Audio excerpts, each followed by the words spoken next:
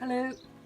As you can see, I've done quite a bit of work on this since the last clip we made, and what I've been doing is producing these little pockets of colour, these shapes.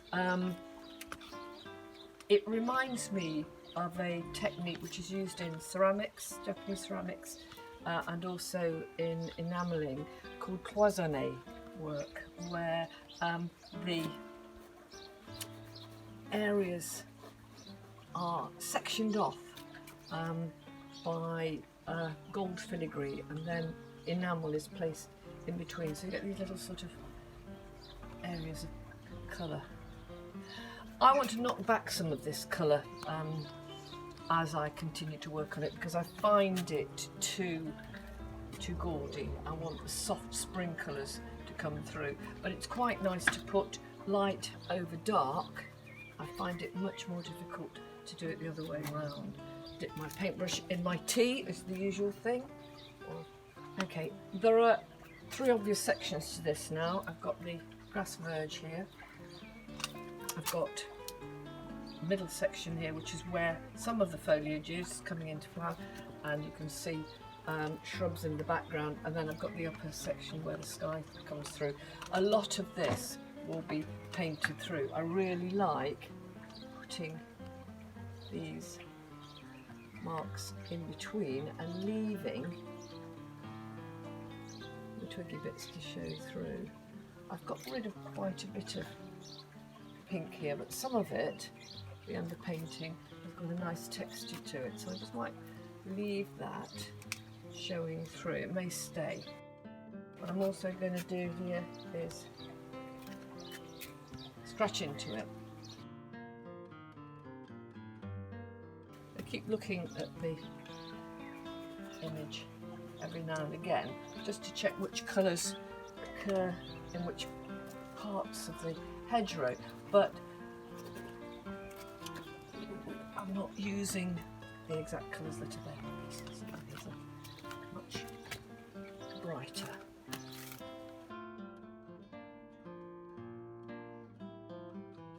There's a piece of sky, there's a piece of cloud in the sky which I want to suggest, but I'm very wary of being too naturalistic. It doesn't fit with the rest of the technique. Okay, I'll leave it for now. Back to it in a little while. Okay, I'm adding a bit more. Some of this will probably have to go, but it's quite useful to get it on in the first place. Quite a bit of...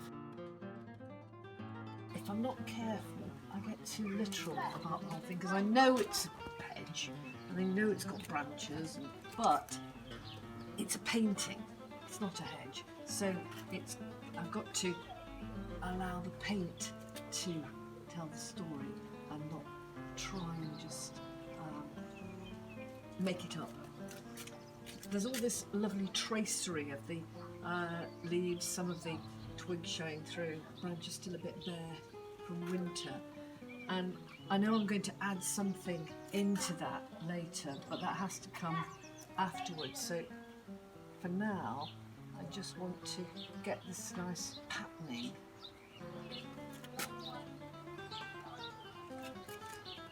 That I can see. I need to stand more back from this. In my studio, I'll walk to the other end of the room and have a good look, and then walk back again. Turn my back on it and then walk back and see what a mess I've made. But here, I'm a bit too close. Oh, don't get me started. Anyway, at least I'm doing something.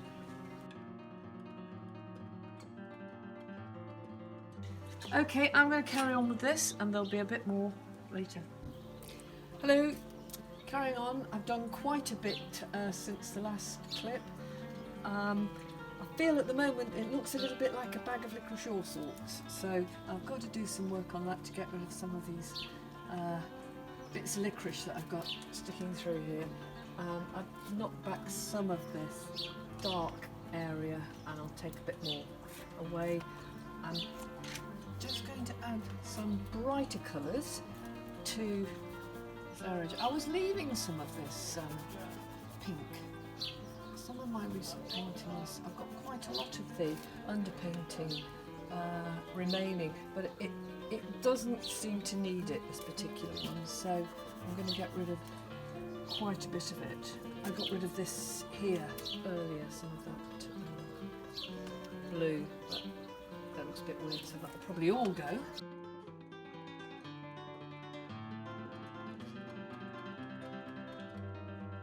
I like that bit there. I'm reluctant to cover it up, but we'll see whether it stays.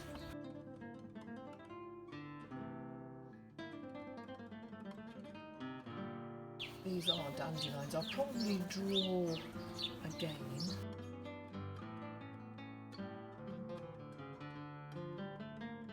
Okay.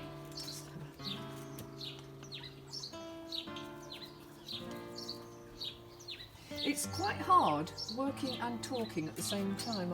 I don't know what goes on in my head while I'm actually busy painting. I obviously am thinking about it, thinking about what I'm going to do next, but it's quite a subconscious process.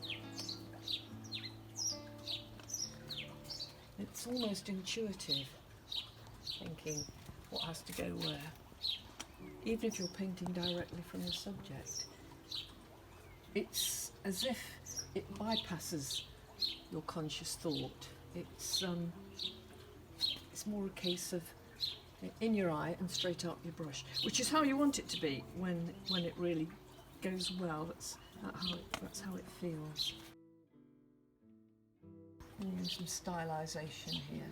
Using little touches of foliage coming in. I'll probably take quite a bit of that away.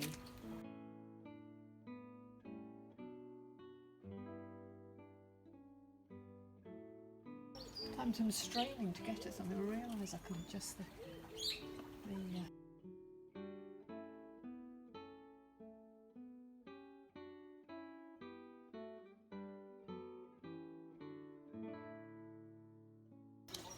These are lovely areas of blossom.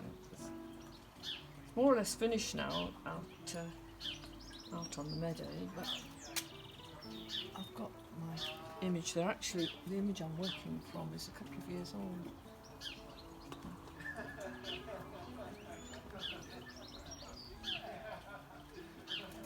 Quite a bank of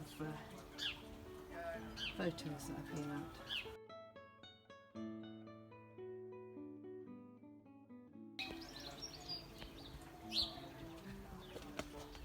I always think of that Houseman poem, loveliest of trees are cherry now, blossom on the burn.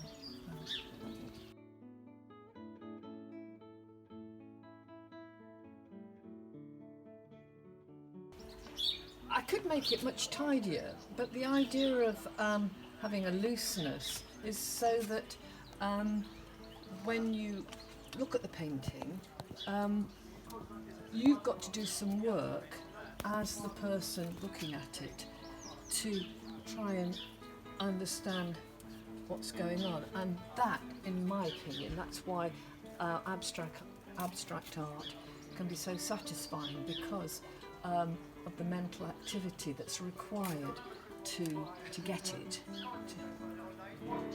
to work through what the artist's trying to say.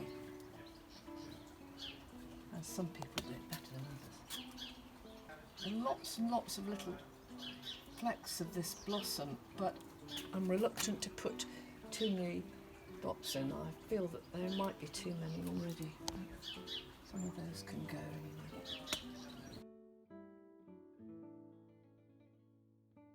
This is very dark here, but there's quite a bit of shadow under the hedge. So in case of balancing the light and the dark, there's an awful lot more work needs doing down here. Okay, I'll leave it for now. Right, carrying on a bit while there's still some light.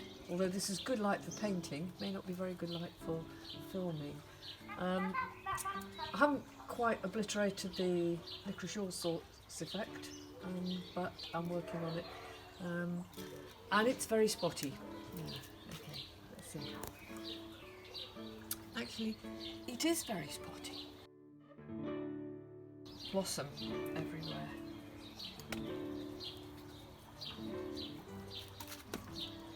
I'll think about Houseman poems. The other one is This Time I Think by Wenlock Town. About hawthorn. Hawthorn sprinkled up and down. She charged the land. Spring will not wait the loiterous time.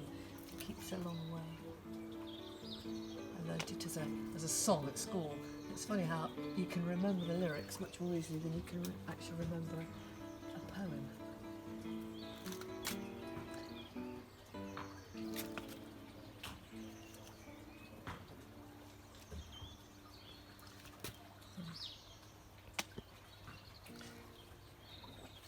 Actually quite greenish, this paint, but it's still coming out very bright on here.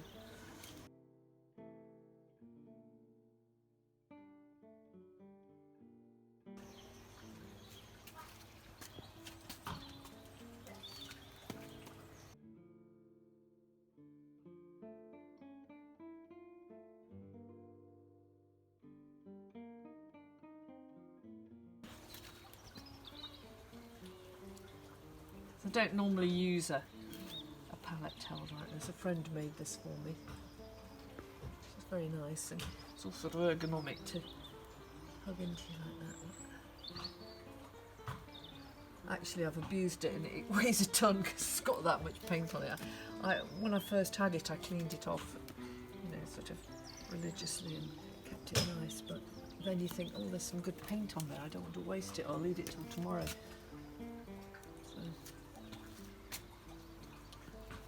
Normally I have a big piece of Formica.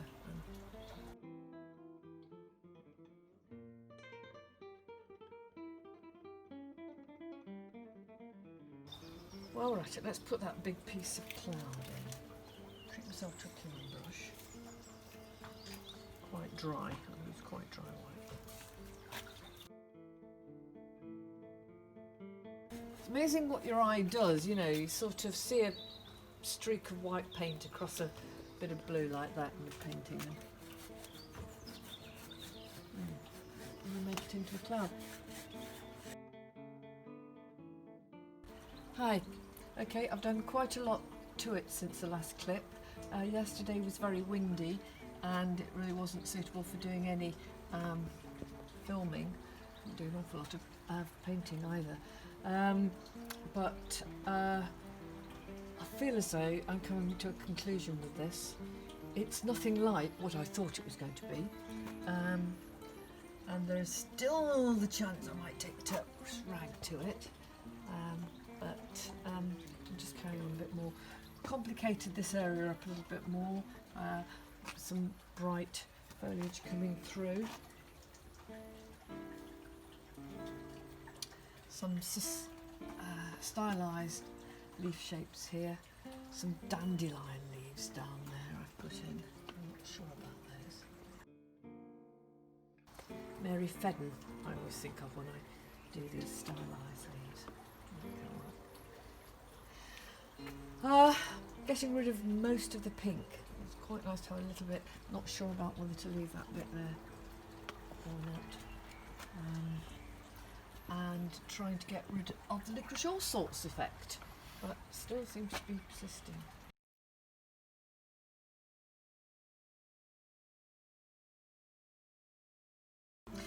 Okay, there are last year's growth coming through here. Like this. This is where I can get some direction to the painting as well as painting my hair. More movement. I've got a movement in that direction. Still do some more. Only if I make a mistake with these, I can rub them out, but it doesn't make it much better to get them right first time.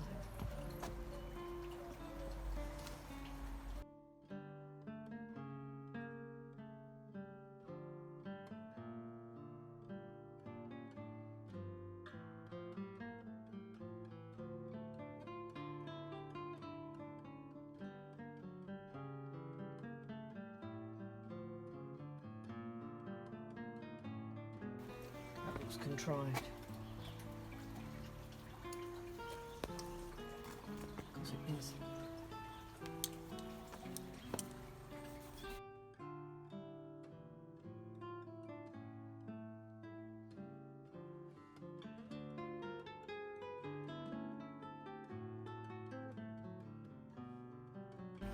Okay, it's almost done.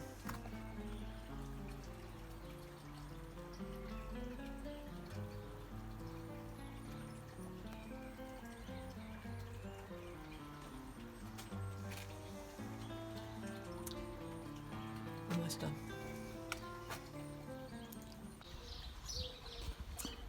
Well, it's finished. At least I'm not going to do any more to it now. And to prove it's finished, I've signed it, so you can see it's by me. It's a metre square. It's called the Blackthorn Hedge. I don't go in for moody titles. And I hope you've enjoyed watching me make it. Thanks.